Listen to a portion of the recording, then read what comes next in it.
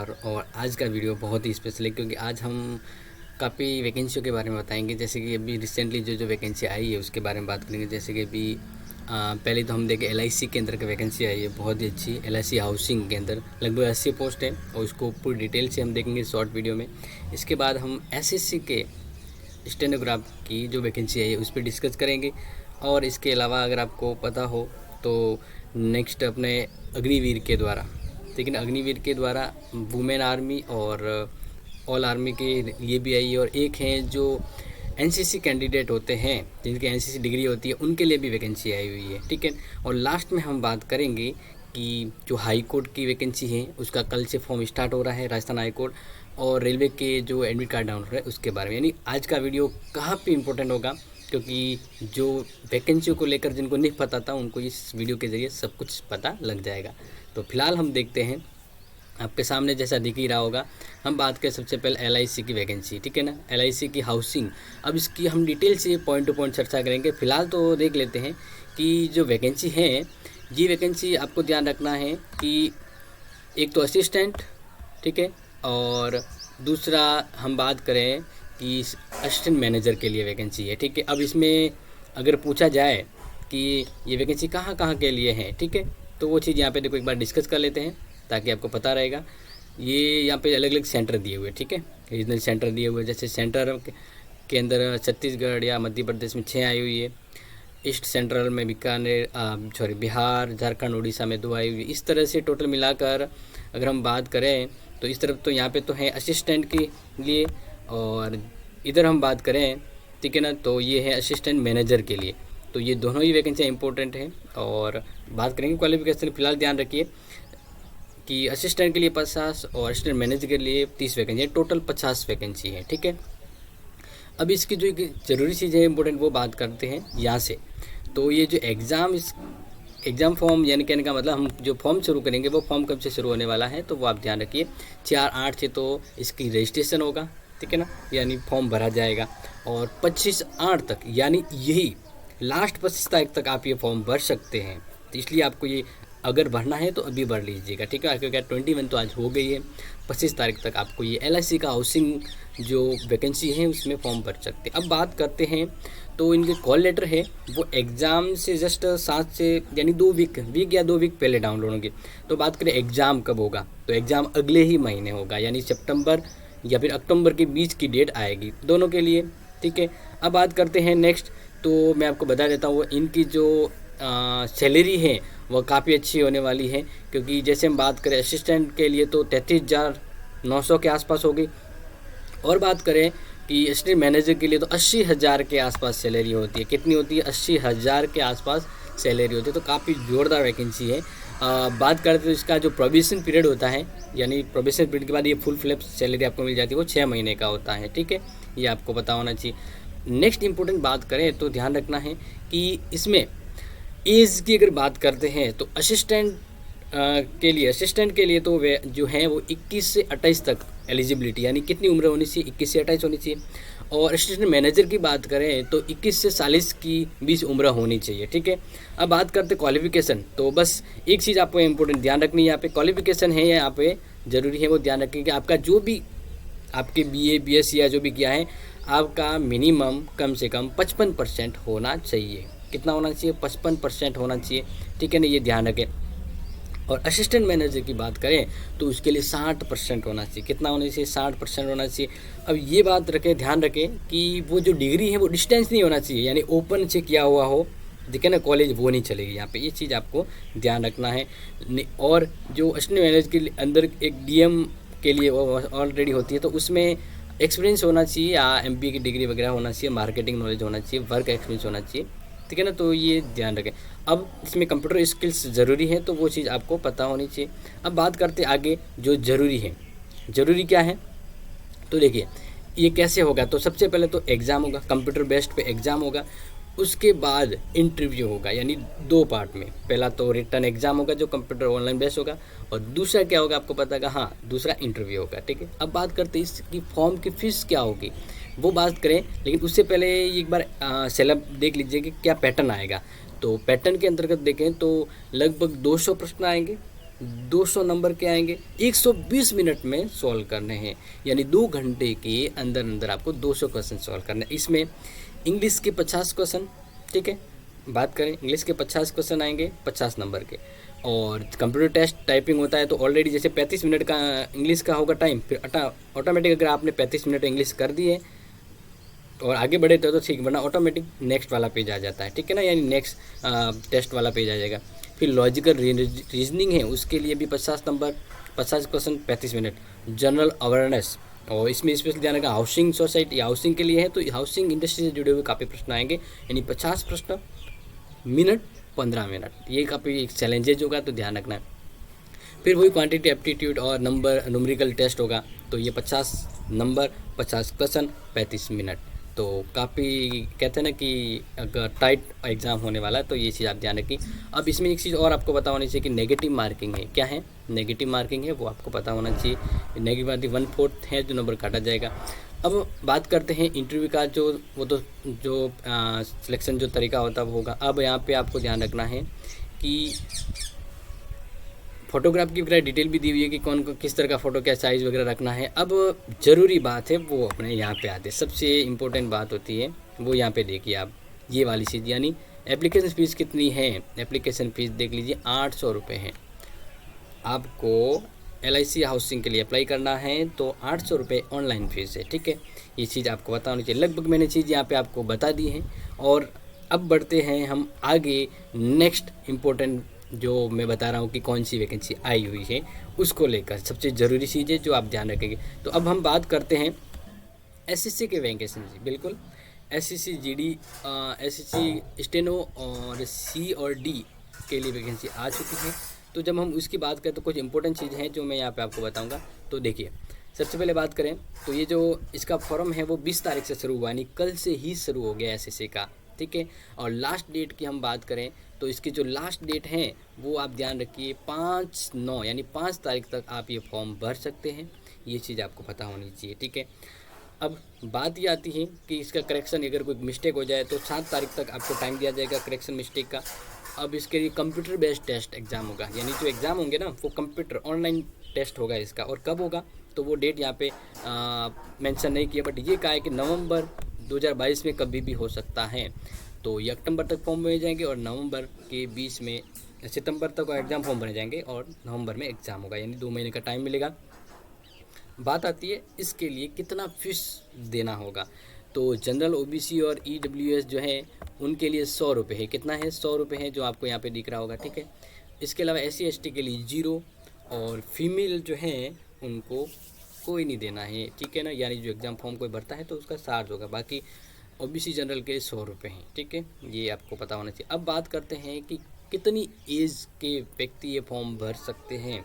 तो minimum age होना चाहिए 18 और हाईएस्ट मैक्सिमम एज होना चाहिए D ग्रुप के लिए 27 ईयर और C ग्रुप के लिए 30 ईयर। अब यहाँ पे ध्यान रखिए कि छूट भी दी हुई है, ठीक है। SC ST के लिए 5 साल की छूट दी गई है, यानी वो बात करें तो 35 साल तक फॉर्म भर सकता है, ठीक है ना। और OBC के लिए 3 साल की छूट दी हुई है, तो एज रिलेक्शन दिया हुआ है। ये चीज़ आपको यहाँ पे पता लग गई होगी। अब इसमें बात करें क्वालिफ़िकेशन क्या है, तो स्टेनोग्राफ जो है SSC स्टेनोग्राफ, तो इसमें आप ध्यान रखिए कि कम से कम आपको 10th-12th पास होना चाहिए, 10 + 12 यानी 12वीं पास होना चाहिए, ठीक है ना। इसके अलावा स्टेनोग्राफ ग्रेड D का जो डिस्क्रिप्शन होता है उसके अंतर्गत बताया गया है कि जब स्टेनोग्राफ के लिए टाइपिंग स्पीड चाहिए होती है तो उसमें आपको टाइम दिया जाएगा 50 मिनट में, और हिंदी के लिए 65 मिनट दी जाएगी, ठीक है ना। C और D दोनों में अंतर है, क्योंकि C है थोड़ा टफ है, इसमें टाइम कंज्यूम है, टाइम कम दिया गया है। तो अब बात करते हैं इनके जो एग्ज़ाम होगा ना, कंप्यूटर बेस्ड पे एग्ज़ाम होगा, उसके पैटर्न क्या होगा। तो देखिए, जनरल रीजनिंग के लिए 50 क्वेश्चन आएंगे, 50 नंबर के आएंगे। जनरल अवेयरनेस के 50 क्वेश्चन 50 नंबर के, और टोटल राउंड अप अगर देखें तो 2 घंटा और 40 मिनट का होगा ये पेपर, ठीक है। जिसके अंदर English comprehensive passage 100 number 100 questions, okay. तो ये चीज़ तो आपको पता लगे। अब इसमें भी नेगेटिव मार्किंग होगी, ध्यान रखना, इसमें भी नेगेटिव मार्किंग होगी, ये बहुत ही इंपॉर्टेंट है, क्योंकि SSC का एग्ज़ाम होता है तो नेगेटिव मार्किंग तो होती ही होती है। अब कुछ इंपॉर्टेंट चीज़ यहाँ पे बता देता हूँ, तो नोट करें कि जब रिटन एग्ज़ाम हो गया इसके बाद मिनिमम क्वालिफिकेशन मार्क्स होने चाहिए, ताकि वो आगे स्टेनोग्राफ का वो टेस्ट दे पाए कंप्यूटर वाला बस। तो ये यहाँ पे कहा गया है कि अगर जनरल है तो मिनिमम 30% मार्क्स होने चाहिए क्वालिफाई होने के लिए। ओबीसी और ईडब्ल्यूएस के लिए 25% क्वालिफाई मार्क्स होने चाहिए एंड एससी एसटी के लिए 20% मार्क्स होने चाहिए। ओके, तो ये चीज़ आपको यहाँ पे समझ आ गई। अब सिलेबस यहाँ पे मैंने आपको बताया कि जनरल इंटेलिजेंस और रीजनिंग में क्या क्या आएगा, तो ये यहाँ पे सिलेबस दिया हुआ, आप चाहे तो पीडीएफ ले सकते हैं, लिंक डिस्क्रिप्शन से। जनरल अवेयरनेस के अंदर काफ़ी चीज़ें यहाँ पे ऑलरेडी मेंशन करवा दी है मैंने, ठीक है ना, वो आप ध्यान रखिए। तो ये चीज़ आपको समझ में आ गई। अब जो सी और डी के लिए जो स्टेनोग्राफ टेस्ट होगा उसमें यहाँ पे बताया गया है, और मैंने पहले भी बताया था कि टाइम दिया जाएगा 50 मिनट हिंदी के लिए और मतलब 65 मिनट तो इंग्लिश के लिए 50 मिनट। और ये यहाँ पे पैराग्राफ जो लिखना है, पैराग्राफ 7 पैराग्राफ होगा, यानी चित्तर कह सकते हैं लाइन हो सकती है, चित्तर लाइन को ना कहें कि ये बस पैरा 7 हो सकता है, जिसमें एलिजिबिलिटी के लिए 70 वर्ड या 70 लाइन है वो क्रॉस करनी होती है, ठीक है ना। ये आप एक बार देख लीजिएगा इसको। अब सेंटर कि कहाँ कहाँ पे इसका सेंटर आता है, ठीक है, क्योंकि जब आप एग्ज़ाम फॉर्म भरेंगे तो आपको सेंटर लेना होगा। लेकिन अब यहाँ पे ध्यान रखिए 3 इंपॉर्टेंट, यानी आप एसएससी के लिए जब अप्लाई करते हैं जो सेंटर सेलेक्ट करेंगे तो 3 सेंटर आपको ऑप्शन मिलेंगे, 3 सेंटर आप अप्लाई कर सकते हैं, यानी 3 सेंटर आपको मिलेंगे। आपको जो अच्छा लगा है वो ले लीजिए, फर्स्ट सेकंड और थर्ड। इसके बाद यानी 3 सेंटर आपको करने की शुरुआत मिलेगी। तो जिसमें हम बात करें सेंट्रल रीजन के अंतर्गत बिहार एंड उत्तर प्रदेश के अंतर्गत दिया गया है, और पोर्ट ब्लेयर के अंदर यहाँ पे सेंटर दिया गया है, बिशनपुर और दिल्ली में भी गया है। अब दिल्ली के अंदर अब अपना ये करना नॉर्थर्न रीजन वाला करना है, क्योंकि इसके अंतर्गत दिल्ली, राजस्थान और उत्तराखंड ये यहाँ पे सेंटर आ जाता है, जैसे जोधपुर, कोटा, सीकर, जयपुर, ये वगैरह सेंटर। यानी आप जब भी अगर राजस्थान के हैं तो ये वाला ऑप्शन सेलेक्ट करें, नॉर्थर्न रीजन वाला, ठीक है। तो आई होप आपको एसएससी की ये जो मैंने डिटेल दी है इस वैकेंसी की वो समझ में आ गई होगी। अब बात करते हैं नेक्स्ट यानी आर्मी की जो वैकेंसी आई है उसके ऊपर। बिल्कुल जैसे आपको पता होगा, जो इम्पोर्टेंट चीज़ है वो मैं यहाँ पे ऑलरेडी बता रहा हूँ। तो देखिए यहाँ पे जो इम्पोर्टेंट चीज़ है, पहले तो ये कि जिसने एनसीसी की डिग्री है, जिनके पास एनसीसी का, जैसे को हम पढ़ते हैं तो एनसीसी ट्रेनिंग होती है, एनसीसी अपना जो अलग से सिलेबस ट्रेनिंग हुआ कोर्स होता है, वो अगर किया हुआ है तो उनके लिए वैकेंसी आर्मी में एनसीसी वाले कैंडिडेट अप्लाई कर सकते हैं। तो इसका फॉर्म है वो 17 तारीख से अभी जस्ट शुरू हो गया है, और लास्ट यहाँ पे बताया गया है कि 15/9 यानी 15 सितंबर तक आप ये फॉर्म भर सकते हैं, ठीक है। अब इसका बात करें एग्ज़ाम कब होगा, तो एग्ज़ाम या इसका जो कोर्स, यहाँ पे कोर्स कहा गया है कि कोर्स कब स्टार्ट होगा, तो अप्रैल 2023 से होगा। अब इसके लिए जो फीस है वो जनरल, ओबीसी, फीमेल, कुछ भी यानी कोई भी कैटेगरी है सबके लिए 0 रुपये, कोई फीस नहीं है। आर्मी में एनसीसी की जो भर्ती है, ठीक है ना, जो कोर्स इसमें स्टार्ट होगा आर्मी के लिए, उसकी स्टार्टिंग जो डेट है फॉर्म की वो 17/8 से थी, और लास्ट डेट है 15/9 तक। अब इसमें कोई फीस नहीं है, आप ध्यान रखिए। टोटल वैकेंसी कितनी अगर बात करें तो टोटल 55 पोस्ट है, ठीक है ना। एनसीसी 53 स्पेशल एंट्री वैकेंसी है ये, तो इसमें 55 पोस्ट है। जिसमें हम बात करें तो एनसीसी मैन के लिए तो 50 और एनसीसी वुमेन के लिए 5 हैं। अब यहाँ पे आपको पता ही होगा क्वालिफिकेशन क्या होगी कि बैचलर डिग्री या बैचलर डिग्री की होनी चाहिए, कम से कम 50% मार्क्स होने चाहिए, ठीक है ना, और एनसीसी सर्टिफिकेट होना चाहिए, बस ये एलिजिबिलिटी है। अब बात नेक्स्ट करते आगे, जो आपको पता होगा, ठीक है ना, वही इंपॉर्टेंट बात क्या कि आर्मी अग्निवीर की जो वैकेंसी है जो महिलाओं के लिए आई है उनके लिए। तो जैसा कि आपको ये पहले भी बताया था, ये 9/8 से यानी 9 अगस्त से शुरू हो गया था फॉर्म, और 1 महीने का टाइम लगभग दिया गया है। तो 7 सितंबर यानी अगली 7 तारीख जो आ रही है वहाँ तक आप अप्लाई कर सकते हैं। इसके लिए कोई फ़ीस नहीं है, कोई फ़ीस नहीं है, ठीक है ना। जनरल है, ओबीसी है, कोई भी है। अब इसके लिए एक रैली आयोजित होती है, जो रैली में आना ज़रूरी होता है, शामिल करना होता है। आप पहले रजिस्ट्रेशन कर लीजिए, रजिस्ट्रेशन करने के बाद आपको जो भी ऑप्शन सेंटर सेलेक्ट करना है उस अकॉर्डिंग आपको वहाँ पे रैली पे जाना होगा। जैसे हम बात करें तो अलग अलग रैलियाँ की डेट अलग अलग टाइमिंग पे हैं, और जोधपुर ऑलरेडी अब की बार करवा रहा है। तो अब यहाँ पे जैसे कुछ इंपॉर्टेंट चीज़ मैं अगर बताऊँ जो अगर आपको देखना है तो वो चीज़ यहाँ पे देखिए। यहाँ पे कहा गया है कि general duty GD women corps military के लिए यहाँ पे एलिजिबिलिटी रखी गई है, 10-12 पास होना चाहिए, एज होनी चाहिए 17.5 से लेकर 23 साल के बीच, ठीक है ना।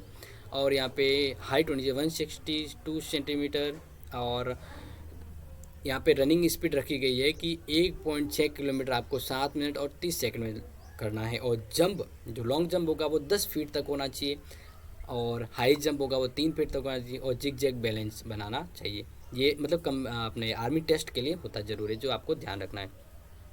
अब इसके सेंटर की बात करें तो अलग अलग सेंटर हैं, जिसकी डिटेल आप जो फॉर्म भरेंगे तो आपको मिल जाएगा। जोधपुर वाला आप सिलेक्ट कर दीजिएगा अगर आप राजस्थान के हैं। अब बात करते हैं दूसरी और वैकेंसी के बारे में, ठीक है, जो अपने इंडियन आर्मी सबके लिए वैकेंसी होती है, ठीक है। तो उसके लिए भी आप फॉर्म भर सकते हैं 7/5 से लेकर 3/8 तक। अगर कोई राजस्थान के कोटा से हैं तो वो भर सकता है, बूंदी झालावाड़ जो भी है यहाँ पे। अब बात करते हैं अगर जोधपुर वाला कोई बंदा है तो वो 5 जुलाई से 3 अगस्त तक फॉर्म भर सकता था। ये डेट तो वैसे निकल गई है, तो आप ध्यान रखिए जिनकी डेट है वो अप्लाई कर सकता है, अदरवाइज ये डेट निकल गई है। ये थी आर्मी वालों के लिए, ठीक है, जो आर्मी में जाना चाहते हैं उनके लिए।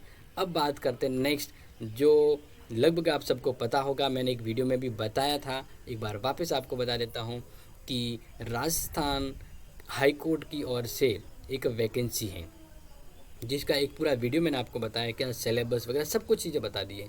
आप चाहे तो लिंक डिस्क्रिप्शन में मैं दे दूंगा, वहाँ से आप या आई बटन से भी जाके ये वीडियो को आप देख सकते हैं। फिलहाल हम फिर भी एक बार देख लेते हैं। तो देखिए, ये जो फॉर्म है वो कल से स्टार्ट होने वाला। अगर आप चाहते हैं कि सर ये फॉर्म भरना है कैसे भरें, तो आप ज़रूर कमेंट बॉक्स में मेंशन कीजिए, मैं आपको हाई कोर्ट का फॉर्म भरने का एक वीडियो भी आपको दे दूंगा, लेकिन वो डिमांडिंग होगा, अगर आपकी ज़रूरत है तो ही वो वीडियो आपको मिलेगा। अब इसकी कल से स्टार्ट होगा और ये 22/9 तक, यानी पूरा 1 महीने तक आपको फॉर्म भरने का टाइम दिया जाएगा, ठीक है। अब इसका एग्ज़ाम कब होगा तो वो अभी डेट क्लियर नहीं है, लेकिन कंप्यूटर बेस्ड एग्ज़ाम होगा ये। और जनरल ओबीसी के लिए 500 रुपये फीस है, ठीक है, जनरल के लिए, सॉरी अदर, जनरल और अदर के लिए, लेकिन ओबीसी के लिए 400 रुपये, SC ST और कोई अगर दिव्यांग है तो उनके 350 रुपये हैं। ये चीज़ आपको पता होगी। एज लिमिट रखेगी 18 से 40 वर्ष का बीच कोई भी व्यक्ति वो फॉर्म भर सकता है। टोटल वैकेंसी की बात करें तो यहाँ पे वैकेंसी दी हुई है 2756 वैकेंसी दी हुई है, ठीक है। अब यहाँ पे अलग अलग पोस्ट के अंतर्गत दी गई है, लेकिन अगर क्वालिफिकेशन की बात करें तो क्वालिफिकेशन है आपको ग्रेजुएट होना है, किसी भी स्ट्रीम में आपको ग्रेजुएट होना है, और कंप्यूटर नॉलेज यानी RCT वगैरह वो होना चाहिए। अब बात करते हैं नेक्स्ट, जो इम्पोर्टेंट है वो ये है कि रेलवे का जो 2019 के दौरान फॉर्म भरा गया था उसके एडमिट कार्ड रिलीज़ हो गए हैं। तो ध्यान रखिए, इसमें 3 अलग अलग फेज़ होंगे, 3 या 4 फेज़ है, ठीक है ना। तो इसके अंदर अलग अलग डेट रखी गई है। तो यहाँ पे डी ग्रुप वालों के लिए रखा गया है कि एक तो फर्स्ट फेज़ का जो एग्ज़ाम होगा 17/8 से लेकर 25/8 तक होगा, ठीक है, और इसमें सेंटर वगैरह एलिजिबिलिटी दी हुई। अब फेज़ 2 वाला जो एग्ज़ाम होगा वो 26/8 से, यानी जस्ट उसके 25 के बाद 26/8 से लेकर 28 मतलब 8-9 तक ये एग्ज़ाम वो है वो भरा जाएगा, यानी कह सकते हैं एग्ज़ाम जो देने वाले वो दे सकते हैं। तो सॉरी 2 फेज़ ही है। अब 2 फेज़ आपको बता दिए, एक तो 17 से 25 तक एग्ज़ाम होगा, दूसरा 26 तारीख से लेकर 8 सितंबर तक ये एग्ज़ाम होगा, ठीक है। तो आई होप आपको आज का वीडियो काफ़ी अच्छा लगा होगा, क्योंकि ये वैकेंसी काफ़ी इंपॉर्टेंट है। मैं तो चाहता हूँ इस वैकेंसी में भरे, कोई ना कोई वैकेंसी आपके लिए है और ये आपको भरना है। इससे संबंधित अगर कुछ भी डाउट या कन्फ्यूजन है या कुछ भी हेल्प चाहते हैं या इससे संबंधित अगर फॉर्म भरने की वीडियो भी चाहते हैं, ज़रूर कमेंट में मेंशन करें। अभी नेक्स्ट आपको वीडियो मिलेगा कि आपको BSTC अगर फॉर्म भरना चाहते हैं वो कैसे भरें, वो वीडियो भी आपको जल्द ही मिलेगा, क्योंकि आपकी डिमांड थी। तो मिलेंगे नए वीडियो के साथ, तब तक के लिए आप सभी का तहे दिल से धन्यवाद। एंड सपोर्ट करें इस वीडियो को, लाइक शेयर और सब्सक्राइब करें। Thank you.